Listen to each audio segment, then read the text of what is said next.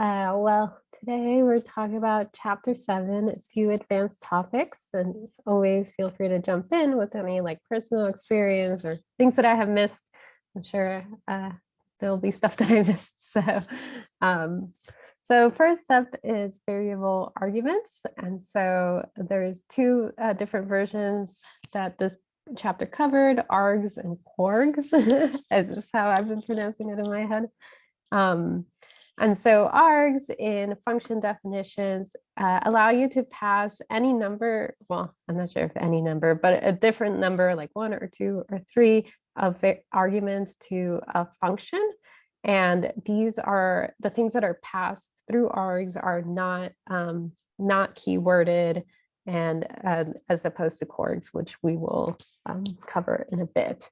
And so here's the syntax for it.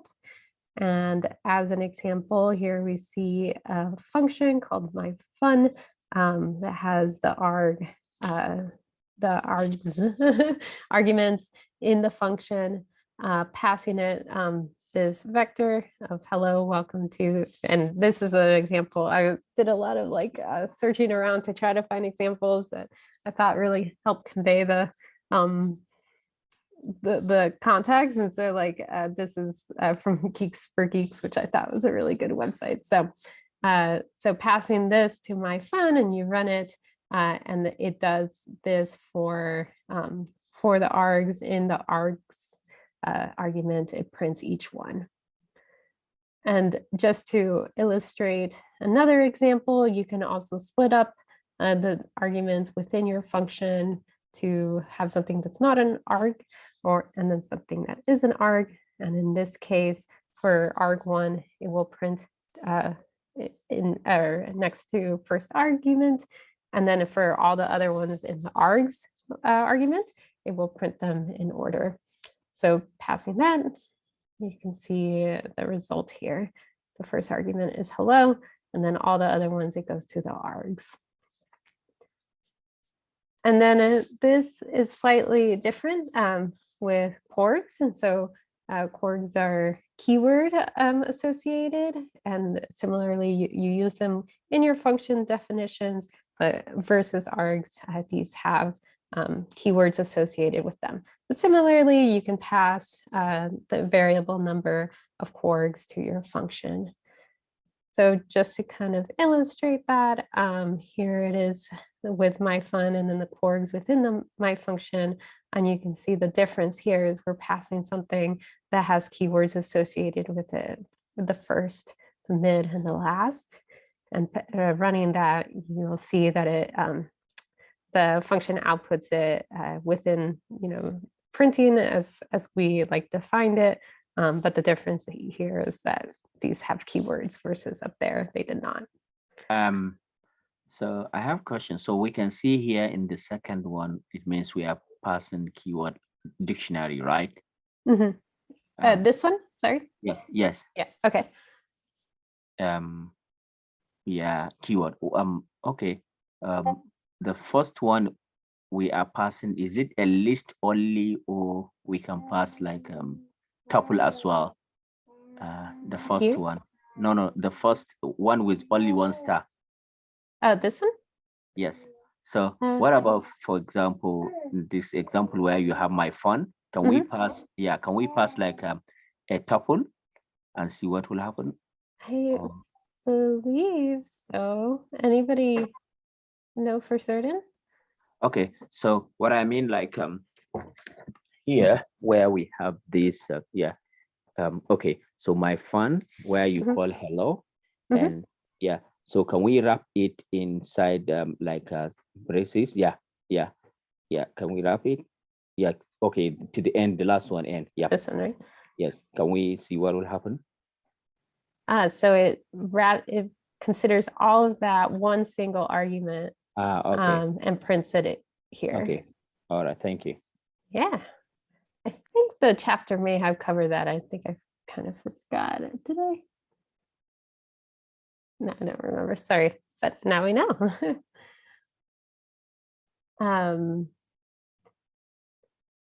And similarly to the above, you can mix it with different types of arguments, your corgs.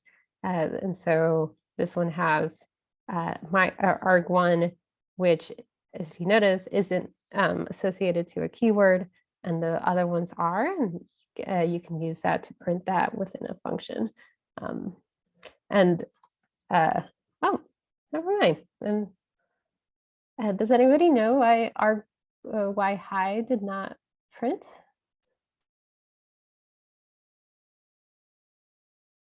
Okay. I don't know. Yeah, I was totally expecting it to. Yeah. I guess because you have it as first, mid, and last, like those are the argument, the print inputs that you have for keyword, and then it would take first for arg1, and then the rest of them for keyword arguments, and then the ones that you have in the quotation, it wouldn't consider it any further. I see. Yes, you are absolutely right. Yeah. I didn't have it defined. Yeah, so because inside the function. print, inside the print, you are only printing the key and values, right? Cool, thank you. All right, we'll fix my code. Well, what of if, for example, let's define a simple dictionary, for example. Can we take this high, this first equals to geek and stuff like that, and take it and create a simple dictionary and now pass it inside the function my fun? Like this? Oh yeah, we have it. Yeah. Oh, okay. Yeah. Okay. Cool. Cool. Yeah. So just to continue, there's a lot of different ways of approaching this and a lot of flexibility. And just like you stated, you can actually pass a dictionary into your corgs and args. So just to run that, you could see that the corgs print out each one for each dictionary based on how you define the function up here. What about the first one, my fun, where we have single? This one? Yep. Yeah, and I should have put them in different cells. Ta-da! So similarly, like these are not keyworded, but they can be passed into like various different functions or print statements within your function as well. And then this one, you can actually use args and corgs together. Again, the only difference is whether or not it's keyworded. But here in this case, we'll print args next to all the args, and corgs next to all the corgs. The vector that we're passing, has these that are not keyworded and these that are. I'm printing that. You can see that each one is associated to the appropriate type of argument that it is. And the next part was the book had this exercise, but I was a little confused because I feel like the author answered it within the exercise itself. Maybe I was missing something. But in this case, we can use this arg to pass numbers into this function and calculate the average there. Does anybody know, was I missing something about the idea behind this exercise? Or was the important thing just that you can use args here? So, okay. Yeah. So it seems like just another example of a sort of function that you can add a variable number of args to. And the next exercise went through our handy stock.py, which we've seen several times before. And in this case, if you were to pass the stock function, which is here, like a vector without defining it as an args in the function, as args argument within the function, it won't work. And so, for example, we're going to pass a Google and these numbers. we're not going to have it as an args. So without the asterisk, and we pass it, and we'll get a nice error. Oh, I guess we had to define that first. There we go. So, however, if we add the asterisk to it, make it an args, it will run with without issue. And then another handy script that we've seen before, report.py. And so taking a look here, we have the spec function, which we just talked about, and we have it, all of this listed next to it. And so one of the ways to simplify the function is to replace it with the quargs. Since these are keyworded, we could replace it with the quargs within the function, and make our code slightly shorter and easier to read, etc. And a little bit more flexible. So those are args and quargs. And I did want to state, just funnily enough, I was trying to figure out how to work with rpy2 to write like R code, like calling R code from Python. And that was actually my first experience with a quarg, because I had to use it to be able to run some of the functionality that you use in R in Python, which I thought was just a funny coincidence, because I read this chapter like the next day. Yeah. I don't understand. So you mean you write R code to translate to Python, or what? Yeah, so rpy2 is an interface. That's what they call it, an interface to call R from Python. And so you can, I'm not sure if I have the, actually, sorry, now we're doing a detour. I think it's random Python. Okay. Yeah, so it's a package that you can install. And then if you've seen R before, you can actually like import packages from R. So the LME4 package or the ggplot2 package. But if we look at the actual code, it's not like you're working within an R kernel in a notebook, you're actually writing Python code. And so the syntax is different than how you would normally write R. And so this is the particular example that I was thinking about, that to be able to use facet grid with 6 columns. Okay. Yeah, funnily enough. So I thought that was just a funny coincidence. Why do one want to use this? Why you can use reticulate? What is the advantage with that? Yeah, so reticulate, and I think like reticulate kind of reminds me of using an R kernel. Like you're writing R code, and then you write Python code, and then you write R code, like you're kind of moving things back and forth. And I think, and like this is another way to do it. So, but rather than like completely switching languages, like here we're still like writing Python, but calling like the functions from these R packages within Python. So I'm trying to like think about it a little bit more to kind of conceptualize like what the difference is. When would somebody use one versus the other? Especially like since I am mostly an R user, and like I totally agree with you. Like if I had to use both of them together, I would use reticulate rather than having to learn like this kind of language that's kind of in between the two. But some of the use cases that I've seen for this is like, it's kind of like the inverse, like you're writing in Python, you pass your data over to some R function that you can call with rpy2, and then bring back the data into Python. I'm still kind of researching, to be honest.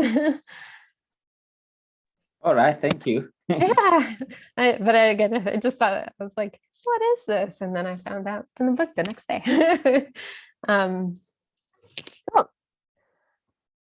So next up is anonymous functions and Lambda, which also have equivalents in R. And so the example the book gives is that lists can be sorted in place. So is here. Well, here are the responses. If you see, you can sort it and unsort it. Similarly, for a dictionary, you can use what is called a key function and then sort your portfolio. So in this case, we're sorting it by the name. And so it's in alphabetical order. Just for fun, we can sort it by shares. And now it's by shares rather than by name. And so these are examples of what's called a callback function. So they're very short one-time functions that you use for one specific operation. And then Lambda functions just help you write callback functions in even shorter ways, making your code a little bit shorter and a little bit easier to write. It is very restrictive, as you can see, like it's pretty much like for your callback function, really specifically for little functions that you might need to use occasionally. They're anonymous, as in like they're not called anything. They're just used within the operation itself. And so as an example, like rather than having to define the function and use it for your portfolio, you can define it within the statement that you want to use it in. So 1 line versus 3. Anyway, they both give the same result, sorting the portfolio by name. And so, I think I forgot to write the exercise. I apologize. But any questions about Lambda functions? Seems to make sense. Cool. All right. So next up is returning functions, and more specifically closure. And so this is when an inner function is kind of enveloped within an outer function, and the inner function is considered the closure, and it will remember all the values that it's needed to use with the outer function to use later on. So here we see two function definitions. It's a function that creates another function. And so the inner closure function says do add. And so it says, adding these two numbers, X and Y, return them. And then it's within this broader add function. And so, I guess I have to define it. Oh, I'm sorry, I did misspeak. The inner one prints adding, and then the two numbers, and then the second one actually returns the printed statement and then the added number. So in this case, we have, again, this print and then the return within the add function. And so closures are used for callback functions, like we mentioned earlier, and that's short functions that you use throughout your script. And then one that I thought was pretty cool is the delayed evaluation, so that you can run something and have something else run later, so that it's delayed. And generally, it's used for avoiding any excessive code repetition, so making your functions more streamlined and your writing better to read and follow along. So in this case, here it is, the delayed evaluation we just talked about. So the first step is sorry, the inner one would be, oh my gosh, and sorry, the inner one would be the greeting, and so it's printing hello, Guido. And then the second one prints after a certain amount of time that you want to give it. It imports this module that's called time. It waits however many seconds you gave it, and then it runs the function that you gave it here. In this case, it would be greeting.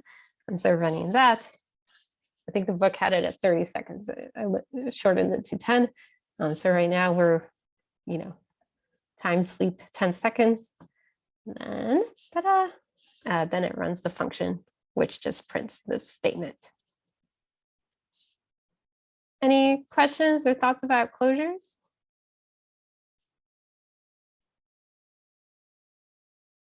Really fun. And so just to walk or talk through the exercise provided in the book, going back to our stock example from before, we can define another one and then use it within, oh, sorry. So here it is. And then the stock would require a lot of typing to be able to run. And so instead you can rewrite the stock Python script to include these functions instead, and just make it a little bit shorter and easier to run. That's generally how I understood it. If anybody has more notes to add on this particular part, but please let me know.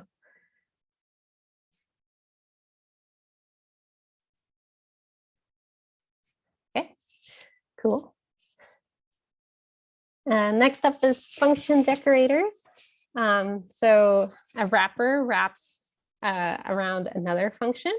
And again, I feel like a lot in this chapter is about just streamlining your code, going beyond the basics and trying to make it look nicer and shorter and easier to read. And so say you want this function that prints the name of the function within it and does something. And then similarly, so this one's addition, and then pretty much the same thing except with subtraction. The return value is different, but pretty much the function is doing very similar things. And so rather than having to copy and paste this and slightly change the name and stuff like that, you can create a wrapper.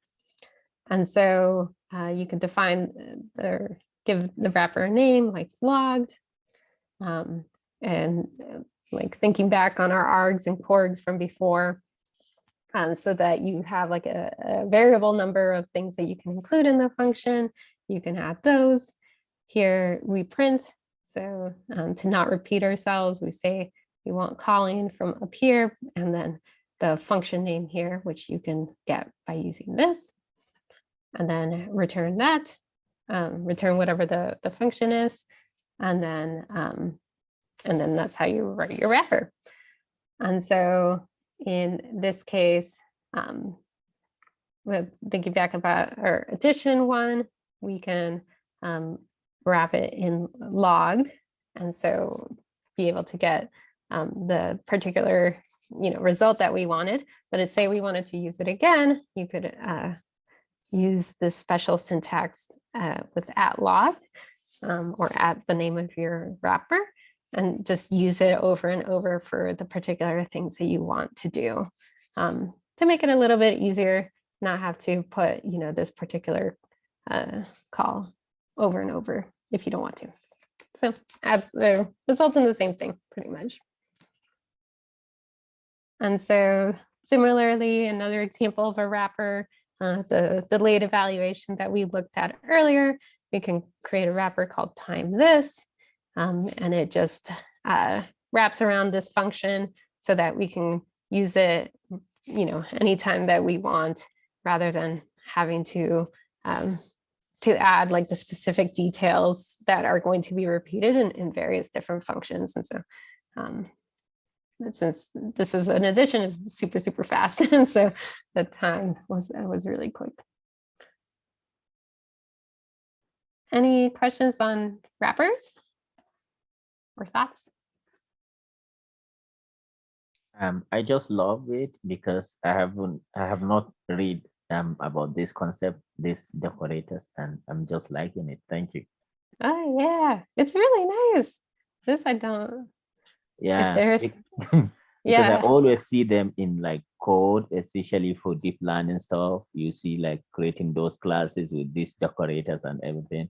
It's only now that I read this chapter and find them really good to understand what is behind the scene.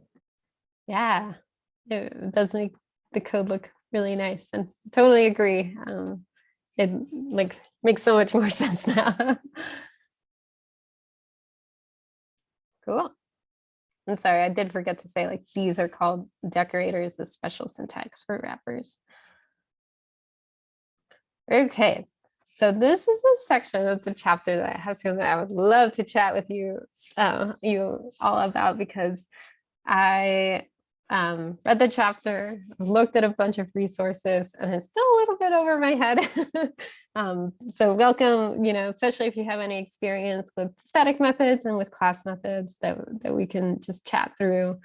These are predefined decorators. They already come with Python, and that you can use in your code. So again, one of the questions I have is like, why do you use this in your code? But just to go really quickly over what they are, a static method is one of the decorators. It is about a method that's bound to the class and not the object of the class. And just in terms of the syntax, it doesn't have an implicit first statement, and it can't access or modify the class state. As we'll say, that differs from the class method. And in terms of what it looks like, here is just the general syntax. And a class method is bound to the class and not the object. So pretty similar, but it rather, like, as opposed to a static method, it can actually modify a class state that would apply to all the instances from the class. It gets evaluated after the function is defined. And in terms of the general syntax, you can see it here. And the slight differences, you use CLS within the function, and then it returns a class method for the function as opposed to a static method for the function. And just generally, like, a little bit more about the differences, because I was very much trying to wrap my head around it. So I took a bunch of notes. Like the difference between the parameters, the difference between whether or not something can modify the class state, and then what they're used for, and when to use it. This is the part that I really got tripped up on. Does anybody, could anybody please explain to me, like, when would you use this rather than just like a regular function? I would love to hear.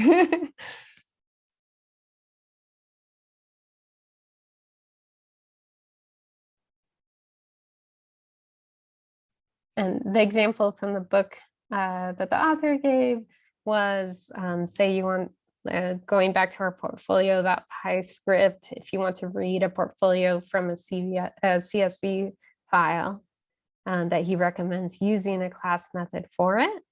As you can see here, to, I suppose, like, clearly define the class within your function. I read this stuff like class method and this, but I cannot explain this right now. Yeah, maybe we can all take it as an assignment. Maybe next week we can discuss more about it. I'm happy to talk about it next week before we if we need about this session. I really, I feel like yeah. I read it actually, but now I cannot.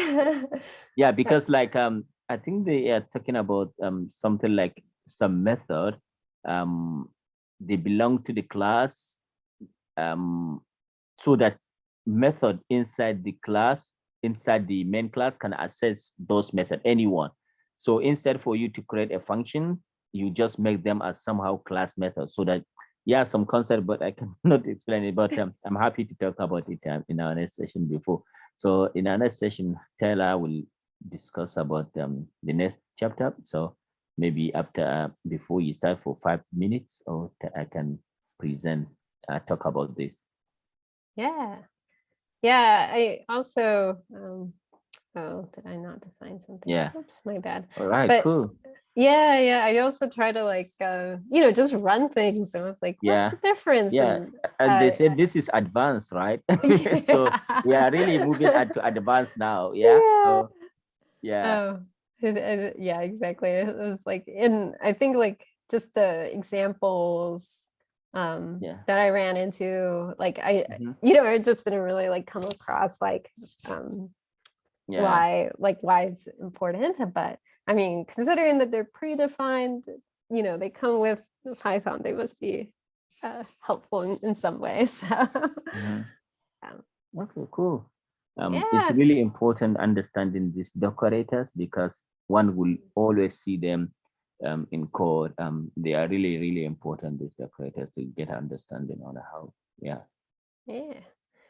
All Well, right. thank you. I know it's a pretty short chapter, but thank you for waiting and chatting with me. Yeah. So I think we have 2 more chapters to go in. Are you guys interested on the next book, Python for Data Analysis, Edition 3? Are you guys interested in that book? In which book? Sorry. Python for Data Analysis. Yeah, I think like that's what I need. Like this is very helpful, but like You get the background, right? yeah, exactly. And it's like now applying it and working with it in real life, I think would be very helpful. Because there are other people that are asking when are we going to start the Python for data analysis. I said, okay, maybe in the next few weeks, we're gonna finish this one and we can start the Python for data analysis because that is what we are all interested. So Yeah. this this session is just to build an intuition for some kind of concept that we are missing so that we can fill in the gap, right? Yeah.